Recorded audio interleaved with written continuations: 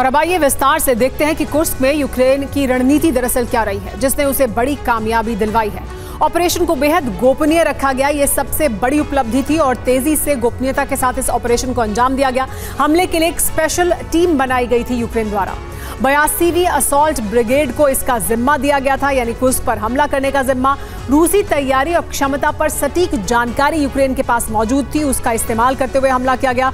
रूस की डिफेंस कमियों का फायदा उठाया गया, जो रूस की डिफेंस लाइन में कमियां थी उसका फायदा उठाने के बाद छिपने के लिए जंगलों का इस्तेमाल किया गया। तेज ऑपरेशन के लिए सड़कों का इस्तेमाल भी किया गया।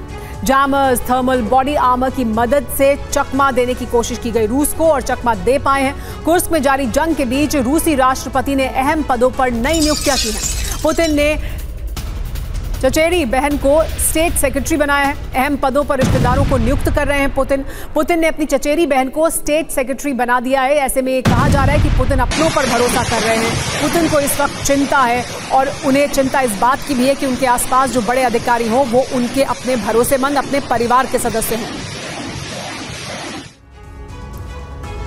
तो कुर्स्क को बचाने के लिए पुतिन ने अब परिवार के लोगों पर ही दांव लगा दिया है। आइए देखते हैं कि आना स्वित्स्लेवा पुतिन की चचेरी बहन है, जिन्हें अपनी नई नियुक्ति दे दी गई है। तो दरअसल क्या कर रहे हैं, फैसला अहम क्यों है, क्योंकि कुर्स्क में भारी नुकसान हो रहा है और ऐसे में पुतिन ने एक नई रणनीति इख्तियार की है। ये किस तरफ इशारा कर रही है, ये जानना जरूरी है। कुर्स्क के लिए पुतिन ने परिवार कार्ड चल दिया है। तो आना स्वित्स्लेवा पुतिन की चचेरी बहन है, उन्हें अतिरिक्त कार्यभार स्टेट सेक्रेटरी का भी दे दिया गया है। इनकी पहले नियुक्ति उप रक्षा मंत्री के तौर पर हुई थी और अब अतिरिक्त प्रभार भी उनको दे दिया गया है।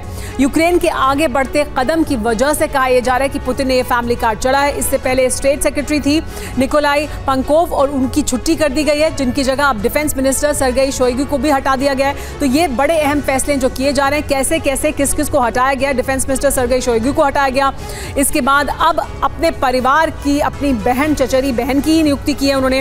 पहले उप रक्षा मंत्री के तौर पर नियुक्ति की गई थी और अब स्टेट सेक्रेटरी उन्हें बना दिया गया है। लेकिन अब बात करते हैं एक और युद्ध के मुहाने की, जो इजराइल और हिजबुल्लाह के बीच जारी है। इजराइल और हिजबुल्लाह के बीच जंग जारी है। इजराइल से शिया मिलिशिया संगठन हिजबुल्लाह की सीधी जंग चल रही है। उत्तरी इजराइल के कई इलाकों पर हिजबुल्लाह के रॉकेट हमले भी जारी हैं। इसके साथ ही हिजबुल्लाह ने नई रणनीति अपनाई है, लोन वुल्फ अटैक की, यानी इजराइल के अहम शहरों में अपने लड़ाके भेजकर विध्वंसक विस्फोट कराया जा रहा है।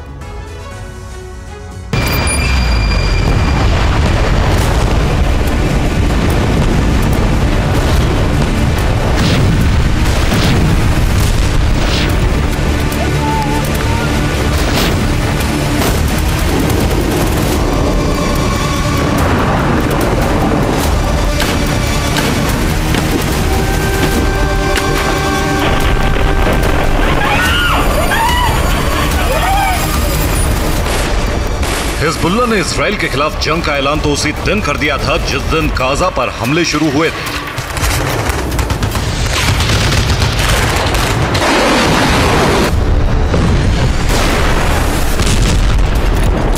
लेकिन करीब साल भर की जंग के बाद हिजबुल्लाह ने रणनीति में बदलाव कर दिया है। हिजबुल्लाह ने इजराइल के खिलाफ 3 फ्रंट खोल दिए हैं। पहला फ्रंट है इजराइल से सीधी जंग, यानी रॉकेट और मिसाइल हमले। दूसरा फ्रंट है इजराइल के शहरों में बम विस्फोट, और तीसरा फ्रंट है इजरायली नीति निर्माता नेताओं को मोसाद की तरह हमले करके खत्म करना।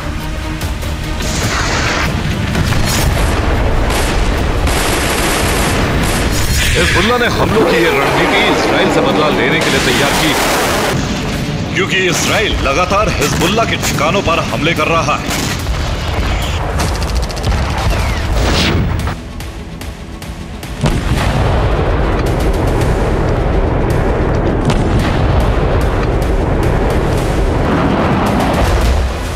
अगस्त को इजराइल ने एक बार फिर दक्षिणी लेबनान के कई शहरों पर हमले किए।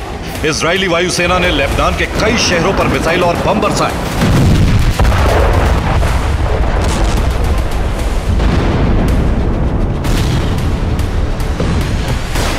इजराइल के हमलों में हिजबुल्लाह के एक सीनियर कमांडर भी मारा गया।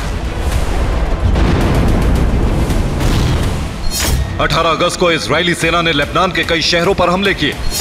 इनमें हिजबुल्लाह के 6 से ज्यादा मिसाइल लॉन्च पैड नष्ट हो गए। हमले में हिजबुल्लाह का कमांडर फादी कनान मारा गया।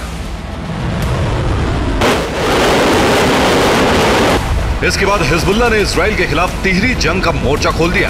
हिजबुल्लाह ने उत्तरी इजराइल पर रॉकेटों की बरसात कर दी।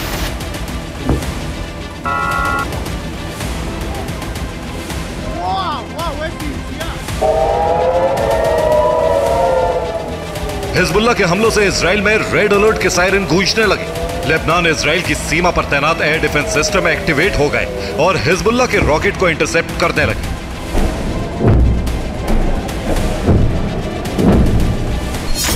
हिजबुल्लाह के उत्तरी इजराइल के Kiryat Shmona, Shlomi, Shebaa Farms, Meron और नाहरिया पर हमले किए। हिजबुल्लाह ने 50 से ज्यादा रॉकेट इन शहरों पर बरसाए।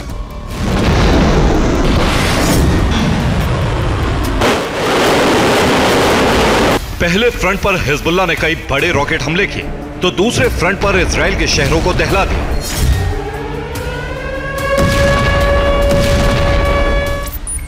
हिजबुल्लाह के फिदाइन लड़ाकों ने 18 अगस्त को इजराइल की राजधानी तेल अवीव में बम विस्फोट किया। तेल अवीव से आई सीसीटीवी फुटेज में बम विस्फोट नजर आ रहा है। हिजबुल्लाह ने 18 अगस्त को रात 8 बजे बम विस्फोट किया। तेल अवीव के सिटी सेंटर में यह धमाका किया गया। इस हमले में एक इजरायली नागरिक की मौत होने की खबर है। हिजबुल्लाह ने इजराइल के खिलाफ लोन वुल्फ अटैक शुरू कर दिए हैं।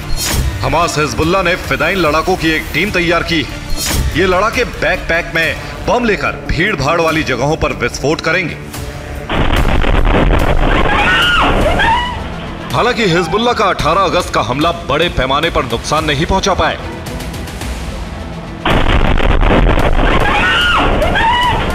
इजराइल के खिलाफ हिजबुल्लाह का तीसरा मोर्चा है इजराइल की लीडरशिप को ध्वस्त कर देना।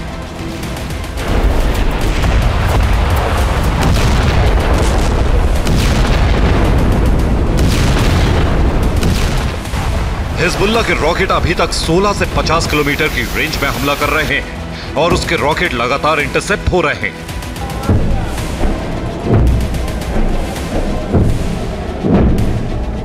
अब हिजबुल्लाह ने इजराइल के खिलाफ ड्रोन का इस्तेमाल शुरू कर दिया है और इन ड्रोन का निशाना है इजराइल की लीडरशिप। ये इजराइल के तेल अवीव से आई तस्वीरें हैं जहां सायरन गूंज रहे हैं और अफरा तफरी का माहौल है।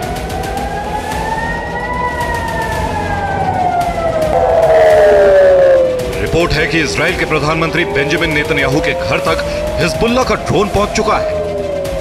हिजबुल्लाह का ड्रोन इजराइल के प्रधानमंत्री बेंजामिन नेतन्याहू के प्राइवेट विला तक पहुंच गया। यह विला हाइफा के कायसारिया में है। हिजबुल्लाह के ड्रोन ने नेतन्याहू के विला की तस्वीरें भी खींची। विला के करीब ड्रोन पहुंचते ही इजरायली डिफेंस सिस्टम ने वार्निंग अलार्म बजा दिया। इजरायली सेना का दावा है कि विला सुरक्षित है और इलाके में कोई ड्रोन नहीं है। इजराइल ने इसे तकनीकी खराबी कहा है, लेकिन इजराइल के कई रक्षा विशेषज्ञ दावा कर रहे हैं कि हिजबुल्लाह ने साधारण ड्रोन से इजरायली डिफेंस सिस्टम को चकमा देना सीख लिया है।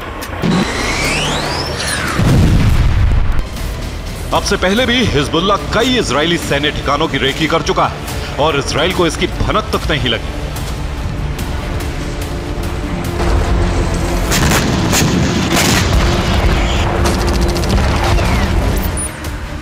अब हिजबुल्लाह के टारगेट पर इजराइल की टॉप लीडरशिप आ चुकी है और इसके संभावित निशाने हो सकते हैं।